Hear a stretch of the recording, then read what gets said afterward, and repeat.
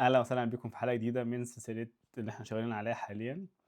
أنا النهاردة اتسألت سؤال من حد من صحابي المقربين، هل ألمانيا تستحق ولا لأ؟ فهو شخص متزوج وربنا يكرمه بأطفال وكده، فعمال يسألني أنا أجي ألمانيا ولا ما أجيش. فأنا ما باخدش قرار لحد طبعا، ده مبدأ في حياتي. فقلت له هتكلم معاك بالتفاصيل الموجودة قدامي على الواقع اللي أنا عشته حاليا. فالسؤال اللي بيتسأل دايما لينا كلنا، هل ألمانيا تستحق ولا لأ؟ ده عنوان حلقتنا النهارده إن شاء الله.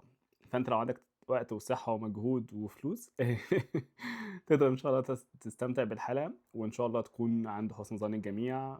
أتمنى إن شاء الله تكون معلومات مفيدة للناس. ونبدأ بحلقتنا يا باشا.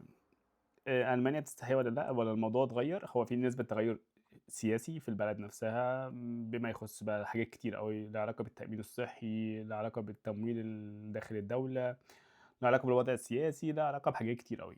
في حاجات أنا مش هنتكلم فيها، فإحنا هنتكلم على الجزء المادي بس و... والنفسي والاجتماعي. عشان ما اطولش في الموضوع كله، انا هتكلم بما يخص الممرضين وموظفين القطاع الصحي اللي هم مش المجال الطبي كله، وانما التخصص اللي انا جاي اتكلم فيه ممرضين، علاج طبيعي، اشعه وتحاليل. فانا هبدا من مميزات مبدئيه عشان برضه ما اطولش. مميزات وعيوب وملاحظات، او بالمصري خلاصه صادقه. يعني انا هقول اللي انا شايفه، انت تتفق معايا او لا تتفق معايا، دي حاجه ما فيهاش مشاكل، والخلاف لا يفسد للود قضيه. فبيبقى كل واحد بيبقى له هدف معين مرتبط بحياته الشخصيه وبمبادئه الشخصيه بسيناريو الحياه الحياتيه بتاعته هو. اللي جاي اتكلم فيه ان شاء الله بدايه من مقارنه في المجال الطبي بتاعنا في المميزات، ان في نسبه امان وظيفي. طبعا مش من التوب اللي هو مهما حصل مش هتفصل من الشغل، لا عادي. انت طبعا بتبقى واخد عقد عمل الى حد ما unlimited، اللي هو او نسبيا ليميت اول فتره، اول 6 شهور او اول سنه او اول سنتين، وبعد كده يبقى unlimited اللي هو مفتوح. وانت طبعا بتقدم استقاله عشان تسيب الشغل. فما بتفز لا قدر الله لو حصل حاجه مثلا اخلاقيه زي تحرش او الحاجات اللي هي فيها التمييز والعنصريه، طبعا ده قرار بيبقى فصل بدون نقاش يعني. فنسبيا فيها نسبه امان وظيفي شويه، اللي هو جزء اللي هو انا رايح الشغل، مش ما فيش عندي اللي هو العقد هينتهي بعد سنه بعد 6 شهور. لا، دي الحمد لله تبقى دي ميزه مثلا من مميزات المجال الطبي بشكل عام. في مجال التمريض دي معروف متعارف عليها هنا في المانيا. وخاصة كمان لو انت اشتغلت في مستشفيات جامعية، فبتشتغل حاجة اسمها اوفنتليشن ديست، يعني بالعربي يعني حاجة زي وظيفة حكومية بس مش حكومية طبعا، حاجة ممكن تسميها بقطاع عام. حاجة كده حلوة يعني، طبعا أحسن من القطاع الخاص عشان مقارنة بالمرتب، مقارنة بالمميزات اللي علاقة المعاش الاجتماعي اللي هو بعد 67 سنة. فممكن إن شاء الله ربنا يكرمك ويكرمك بإذن الله.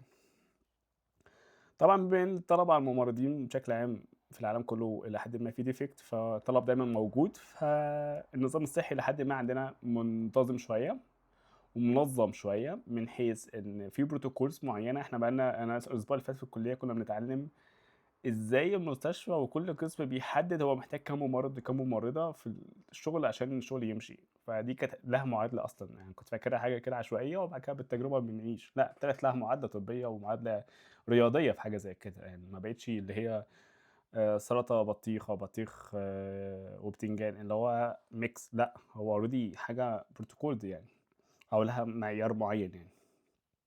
طبعًا في هنا احترام للمهنة مقارنةً بأيام كورونا. لمّا كنت في كورونا أنا أمّا كنت باعرّف نفسي ممرّض وكمان مستشفى جامعي، فأي مكان أرفع فيه مستشفى الكارنيه من مستشفى جامعي ساعتها أخُش، خُش يا باشا أنت. فكانت لها سُمعة هنا ما شاء الله يعني. أنا باطول لحد أنا شغّال في مجال التمريض، ففي احترام اجتماعي جدًا من وجهة نظري أنا شُفته أو عِشته. وفي نفس الوقت أنت الناس بتبُص لك نظرة جميلة جدًا، مش حاجة غير أخلاقية، وإنما حاجة احترام جدًا وحاجة تقديرية. وخاصةً بقى أيام كورونا دي كانت لها دفعة معنوية. أنتم الجيش الأبيض حصل والله يعني، بس الحمد لله. فدي نقطة شُفتها في مهنتي أنا، وتجربة شخصية أنا عِشتها بنفسي. طبعًا مهنة التمريض كمان فيها حاجة ليها علاقة بالتطوير، إن إحنا في مجالنا بالذات لإن بيبقى دايمًا كل يوم في جديد.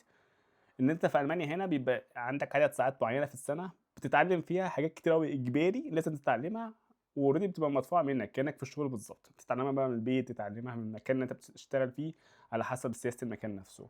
يعني أنا السنة دي عمرو السنة دي في 2026 أنا عندي المؤسسة دفعت حوالي 4000 يورو وكسر أو 5000 يورو حاجة زي كده لمؤسسات عشان تعلمني حاجات معينة لازم أتعلمها في شغلي.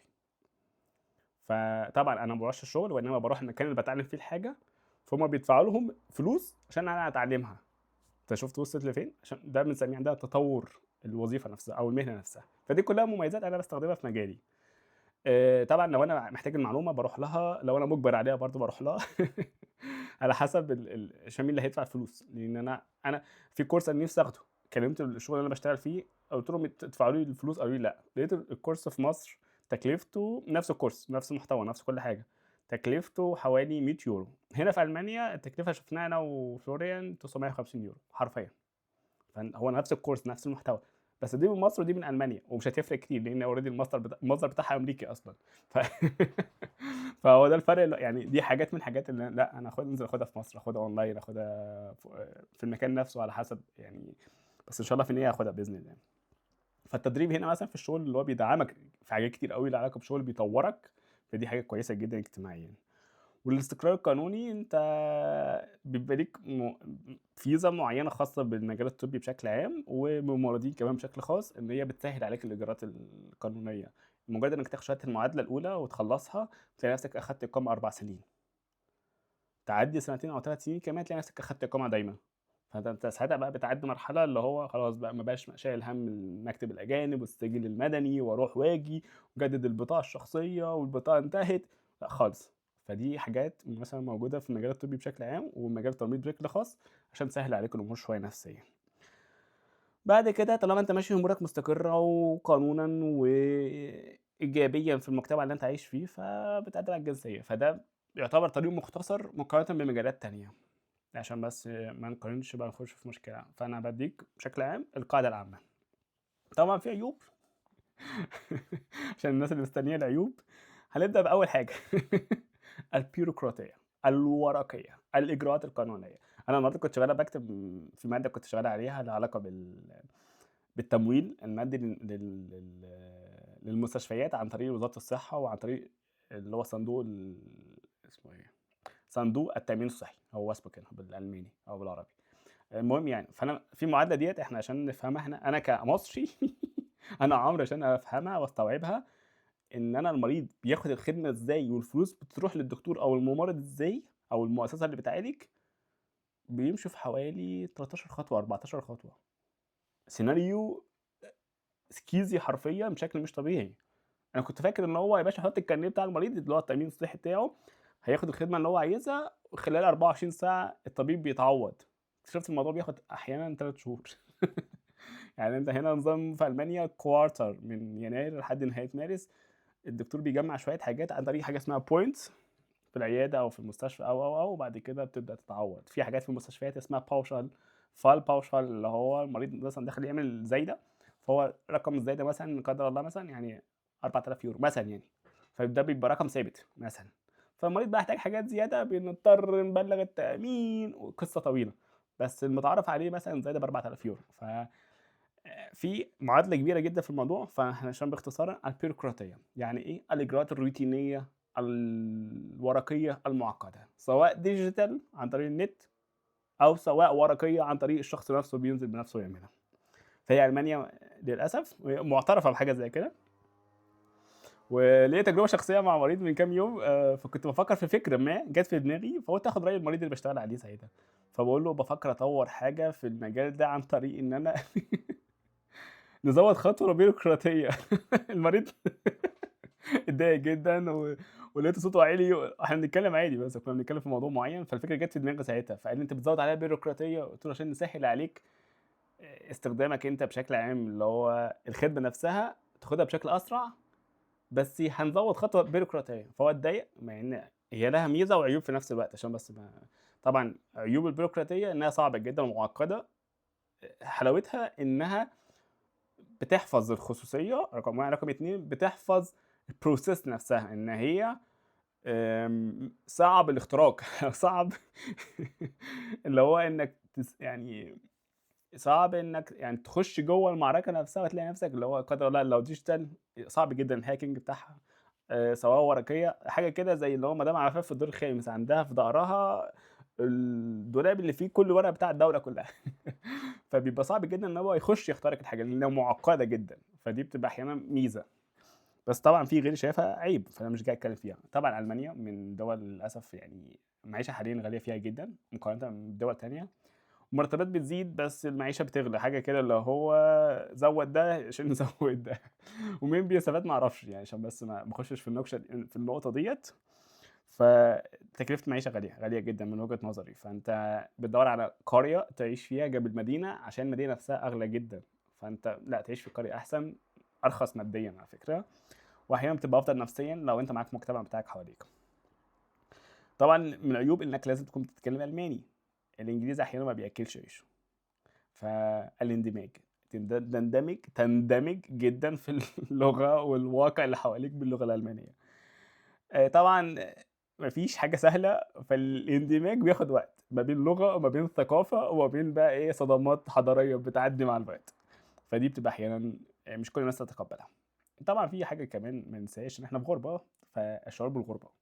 دولة أوروبية النهارده درجة حرارة 30 فوق الصفر، والشمس الصبح كانت بتحرقنا من ساعتين بالضبط، كانوا في رعد وبرق والتلج على الأرض والله العظيم.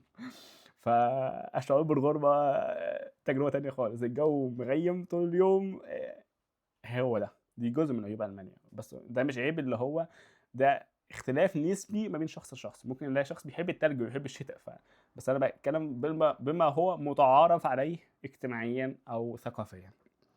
عشان الكلام يبقى واضح للناس، وكل الناس ما بتكونش مستعدة لألمانيا نفسيًا. أنا أعرف ناس جات ألمانيا وما كمّلتش 6 شهور ولا سنة ورجعت مصر تاني، ليه؟ ما تقبّلش الجو، ما تقبّلش الوضع، حقه، لإن هي شخص بيتقبّل الواقع اللي حواليه اللي هيعيش فيه ويشتغل فيه ويستقر فيه نفسيًا وماديًا واجتماعيًا و.